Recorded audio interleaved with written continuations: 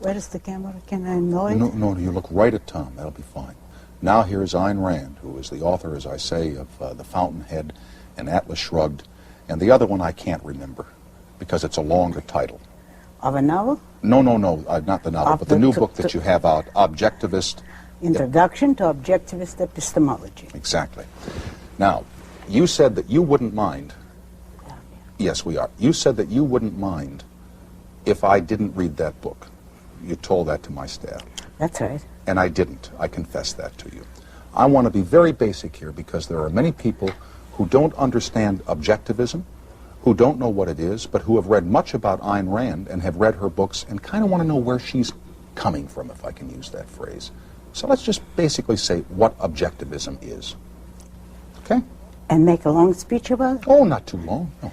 No, because that's terribly difficult, you know. To begin with, it's a philosophy. It's a philosophic system. And philosophy is the science that studies the basic nature of existence. So it's a pretty technical subject. And anything I say briefly will not really do justice to my philosophy, but I can try to summarize it. Well, can I ask you some specifics then about it? Yes, sure. All right. How does, quote, I fit into the philosophy of objectivism? How does objectivism relate to me, the individual? What does it do for me? Are you a human being? Mm-hmm. Well, then it relates to you. It tells you how to lead your life and how to achieve things, how to be happy. It tells you the fundamental principles by which you can make your own choices.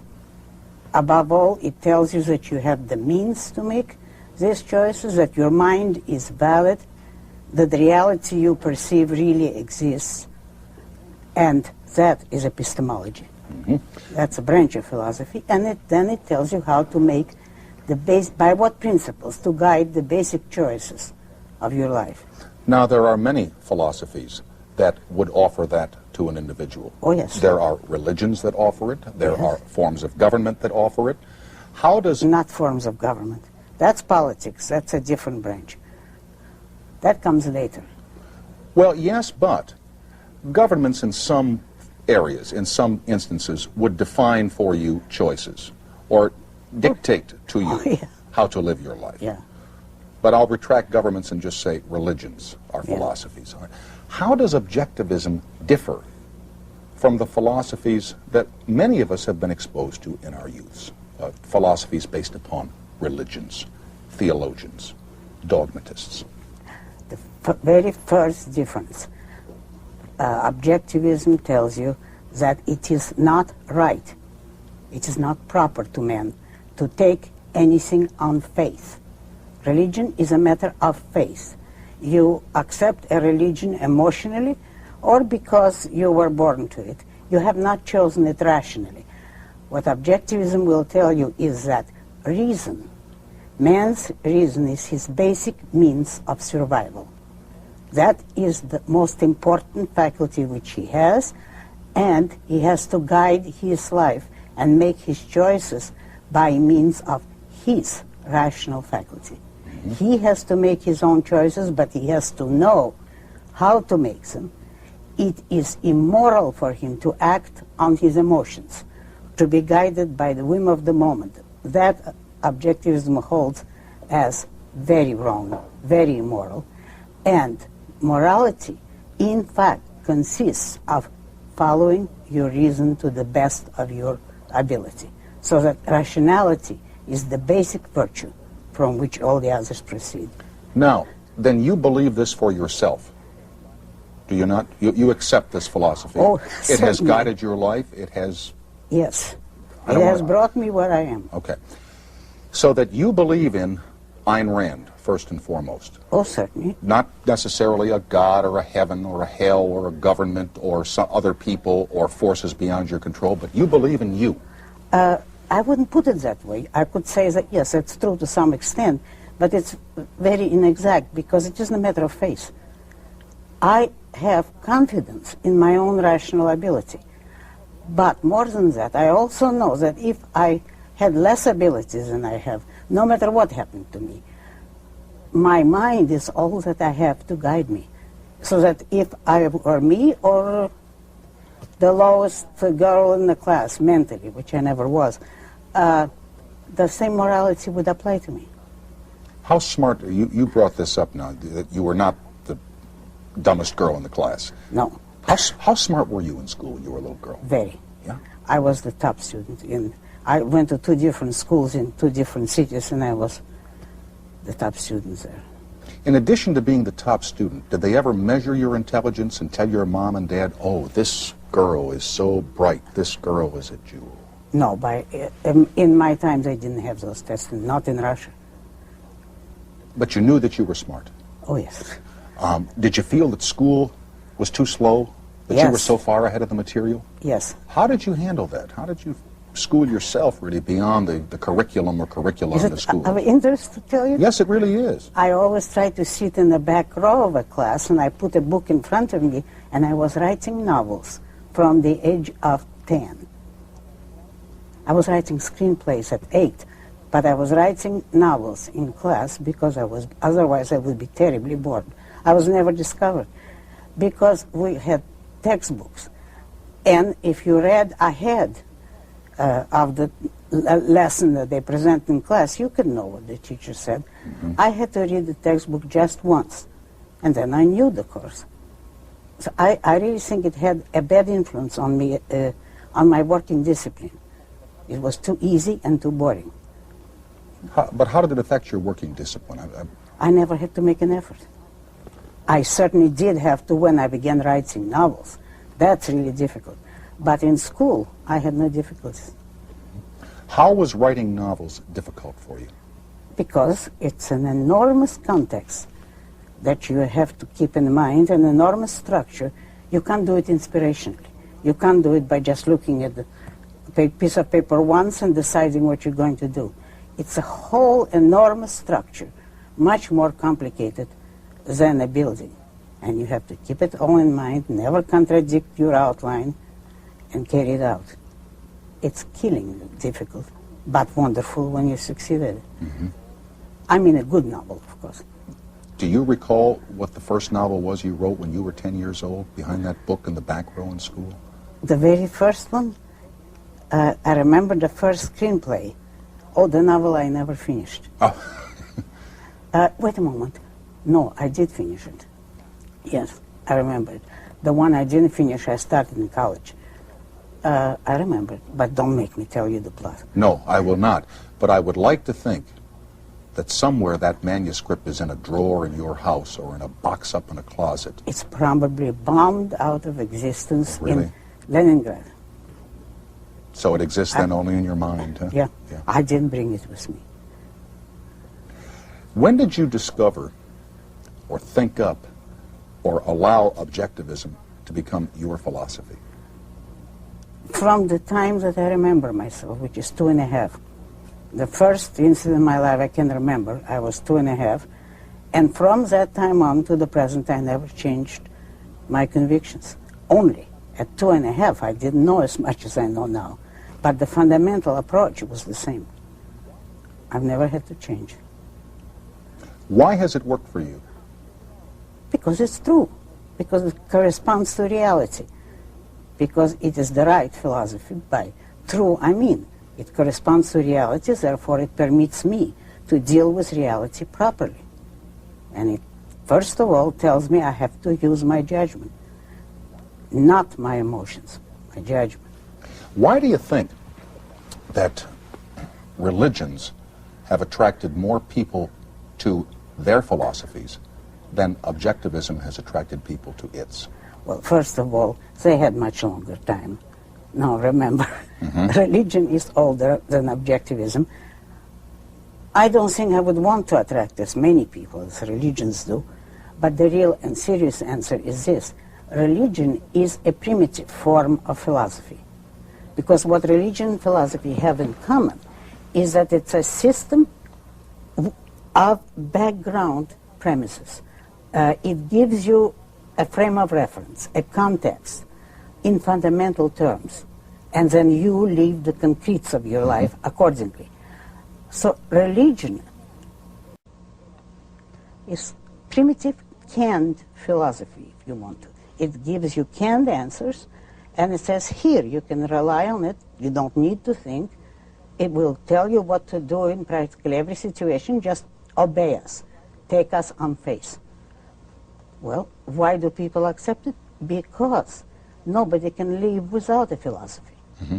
Even the most primitive, unthinking Yeah. man needs something to tie all of his actions, ideas, and his life together. He needs integration. Religion provides it to him ready-made. Philosophy, properly, does the same thing, but it offers an idea, a context to his mind, and it demands of him that he judge it, that he use his own intelligence to understand and then to accept the kind of basic premises that he'll live his life by.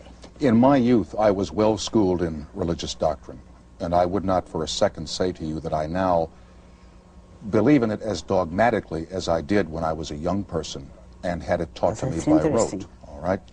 But I still wouldn't want to think that all of us pass through the experience of life and then when it comes to an end, that's simply the end of it and it has no other purpose.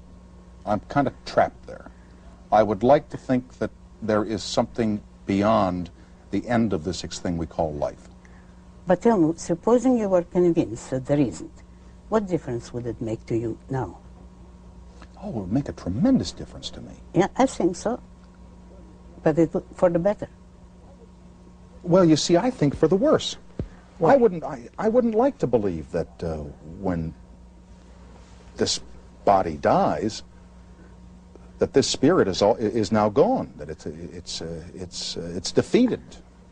It's not defeat. Think of it the other way. If you know that this life is all that you have, wouldn't you make the most of it? Well, Rather than think, well, if I don't enjoy this life, I'll have limitless number of lives coming, yet I can be wasteful of my own life. No, I don't think that. I don't think that I would want to waste a second of this. I do waste some seconds, and I'll bet Ayn Rand wastes some Oh, I love. seconds Only also. they're not wasted. Yes, you mean of doing nothing whatever. Just drifting. Well, or creatively wasting time. Creative waste. That's right. All right? But I still would like to think, not that I want to come back as a Maharaji or anything like that, but I tend to think of this whole thing as ongoing, that there is an eternity, and that we are going to be a part of that eternity, that we aren't just corpses in graves when we die. But we aren't corpses and graves. We are not there. Don't you understand that when this life is finished, you're not there to say, oh, how terrible that I'm a corpse. No. Well, this is true, It's yeah. finished.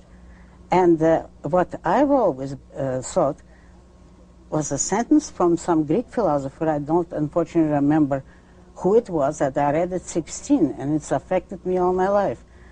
I will not die. It's the world that will end. And that's absolutely true. And, you know, for me now, it should be a serious question, because my time is fairly limited, and I have the same feeling that I will enjoy life to the last moment, and when it's the end, I don't have to worry about it. I'm not there. It's too bad that the world will end, and I think a very wonderful world will end with me, but I've had my time. I can't complain. Ayn Rand does not fear death, does she? No. Only the death of someone I love, but not my own. How does Ayn Rand philosopher view the United States of America today? People waiting in gasoline lines, people fearing a possible recession, people wondering whether we will survive as a nation because of military posturing by other countries around the world. Tell me how you feel. That's a pretty big statement right there. But first of all, to sum it up, I feel that this country is being destroyed by its philosophy, specifically by its universities. The most dangerous thing in this country today are the universities, because they're teaching the kind of ideas that would necessarily have to lead to the destruction of this country. I think that the American people is too good for that kind of program. You notice that the people are turning to the right. That's a very healthy sign, but there is no leadership on the right. There is no intellectual leadership. There are no ideas. And it's very possible that the people will be defeated for lack of proper intellectual leadership. However, the basic premises... Excuse me, but then you don't mean Harvard intellectual leadership or Yale intellectual leadership. I mean a Harvard that would be preaching American ideas, more specifically reason, individualism, capitalism. If an institution of the intellectual prestige, which they don't deserve today, but they deserved it at one time, of Harvard, if an institution of that magnitude were preaching the proper ideas, that is the ideas on which America originally was based, or to say it briefly, the philosophy of Aristotle, which was the father of this country, who was. If they were doing that, you could have the biggest renaissance in the world, still not too late even now. You could have a better renaissance than the first one. This country would come back to life.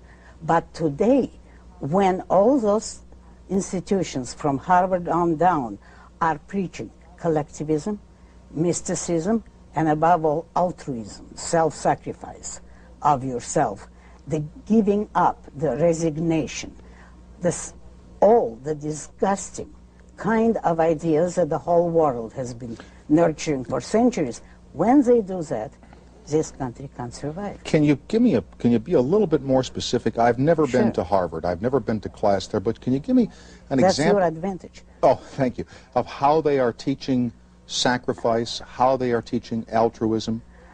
Well, open daily paper and look at Mr. Carter, a very peculiar creature, who is telling you that we're going to overcome the oil shortage by driving less, by giving up. Let us all make a sacrifice. Let's lower our standard of living, and we'll all be living better. Now, is that a proper philosophy to tell a country that has pride and self-esteem? At one time, with all the faults in American intellectual equipment, and there were a lot of faults, at least people were taught pride in their own country and in the good aspects, the great achievements of this country. Today, you're supposed to apologize to every naked savage anywhere on the globe because you are more prosperous, because you've earned your money. You have to feel guilty and apologize for it, while he hasn't and doesn't intend to learn from you. He just wants your money. That's what we're being taught. Why are we being taught? Because the ruling philosopher today in Harvard and everywhere else is Immanuel Kant. And that's the real villain of our age. It's not Karl Marx. You mean he's the one, huh? He is the one. Kant is the one. Okay. It's not Karl Marx, and it's not even religion. So I do not approve of religion, as you know. But those are not the villains. The villains is Immanuel Kant, who preached that man's mind is not valid, that the things you perceive are not there, they're not real. Things in themselves, as he preached, are something which exists in another dimension. Your world is only phenomenal, as he called it, and then there is this noumenal world which you cannot perceive in any way whatever, and that noumenal world is the true reality. Only you can't perceive it, so you better live here on earth and do your duty. And your duty is some kind of voice that comes from these other dimensions, which you can't know. Well, how does he know? He doesn't tell you. But he tells you that morally you have to do your duty. What does your duty consist of? Of doing things in which you can take no possible interest and no advantage to yourself. You know that he is even worse than an altruist. An altruist would tell you, you shouldn't be happy, but you should sacrifice for other people, and then you're moral. Kant goes beyond it. He says, if you do things because you have any goal whatever, even the welfare of others, your action is not moral. Or as he puts it, action is not moral. Or as he puts it, it has no moral significance. To be truly moral, you should do things out of which you get nothing whatever, neither for yourself nor for others. If you can achieve that kind of being a total zero offered for being eaten by any cannibal, then you're moral. Now that's the philosopher who rules today's life. If that is what the universities are preaching, Kant himself and all the endless variations of him and the derivatives from him, all modern philosophy are little illegitimate Kantians, if you know what I mean. If that's what children are taught, once they leave college, what do they bring to life?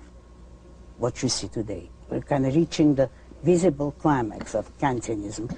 They take dope, they try to kill their mind in every way possible, they leave range of the moment, they have no values, no goals, and no selfishness. Well, they're terribly unselfish, because they haven't got one independent idea in the world. Tell me the value of selfishness. Use another word, self-esteem.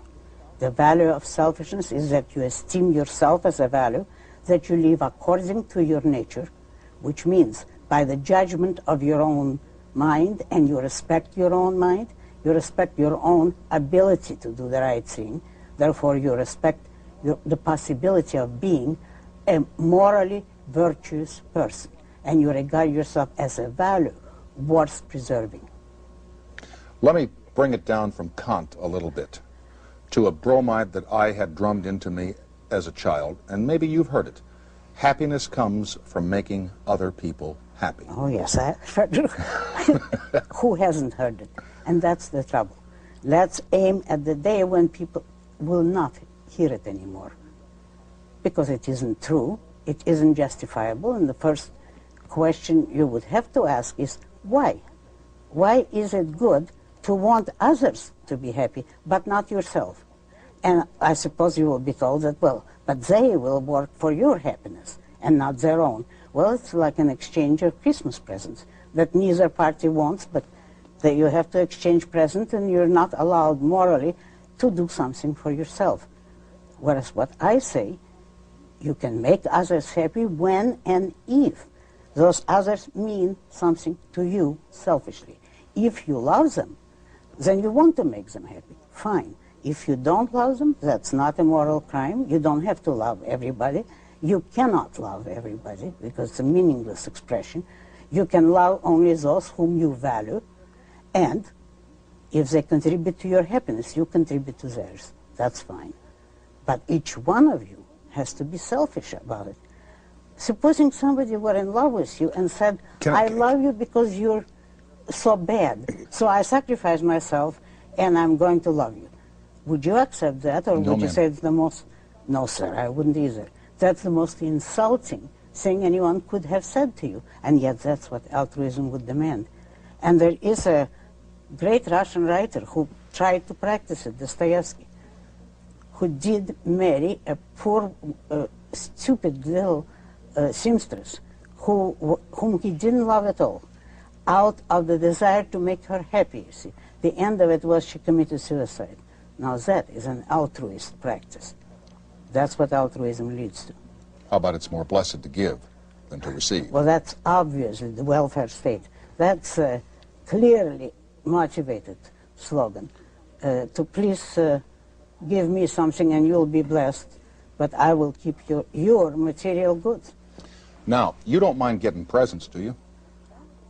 Yes, I do. Do you really? Only from the people whom I love, or friends, or my husband. But that's what I mean. Yes, that I like, but from strangers I don't accept them. No, but within your family and the people that you care deeply about, you would give them a present too. Oh, yes, certainly. When I wanted to, but I wouldn't consider that a moral duty, and I wouldn't consider that a virtue at all. But you were saying, may I bring up something that we were discussing during the commercial? The worst thing today is the attacks on ability. I call this, today's atmosphere, the age of envy, actually. And I ask you whether you would be attacked by people for your success. And I don't know whether you want to give the answer to the audience that you gave me. Yes, yes, I am. Well, that's what I regard as the most immoral thing on earth. to attack a man not for his flaws, but for his virtues. Because to make a success of yourself in any line of rational activity is a great virtue. And people will attack you for exercising your ability, for hard work, for consistency, for ambition.